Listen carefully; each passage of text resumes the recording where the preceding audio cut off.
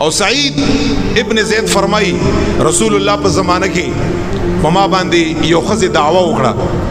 چې د ازمکه ما ده، نن سبا د خلک د واوري د ازمکه زما ده او د کور زما ده او په دې کې حق زما ده او په نا حق باندې خویندله ما ورته په میراث کې حصہ نه ورکو، بس هغه واده شو حصہ یې ختم شو. دا حدیث واوري سعید ابن زید فرمای ما باندې خزي دعوه وکړه نبی علیہ السلام په زمانه کې زما زمکه وا، ما صحابه ته فرمایل چې دا زما د زمکه راوخلی او د خزي له ور کړی، بس دا د دې شوا چې دا دعوه کا. ما ته صحابه فرمایل دومره زیات زمکه. سعید ابن زید فرمای وی چې ما فرمایل صحابه ته چې غم مکړی، ما رسول الله نه اوریدلی دي چې نبی علیہ الصلوۃ والسلام و فرمایل کوم یو مؤمن، کوم یو انسان، کوم یو امتی یو لويشت کنال یا مرلا یا جربنا، کوم یو انسان زما په امت کې یو لويشت زمکا بنا حق باندې واخښتا، قیامت په ورځ باندې به دغه یو لويشت زمکه نه وخلا تر تحت السرا پوری دا ټول خدای پاک بیخ نه راوباسي او دغه انسان په غاړه کې به الله تعالی ورواچي او څه ورته وي دا ځان سره ګرځوا دا ستاسو. نو بس ما دا اوریدلی دي د اسمازمکه د دې معنی دا وکړه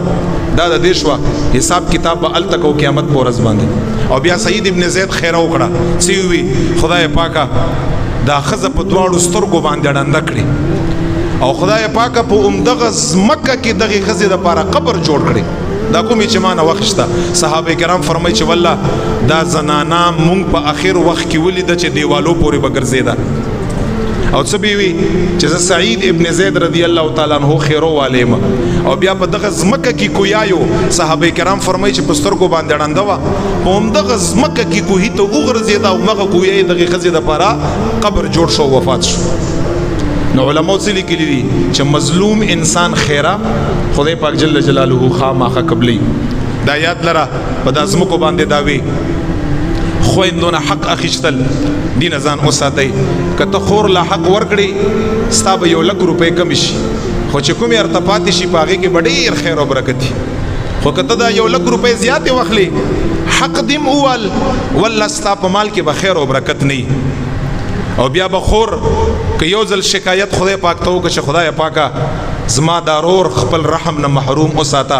ځکه زه د خپل پلار په مال کې د خپل حصے نه محروم ساتل یم، خدای پاکه ته خپل رحم نه محروم اوساته والله ما وتابه د خدای پاک رحم نه بیا محروم یو. په دې وجه باندې حقوق العباد خیال اوساتئ.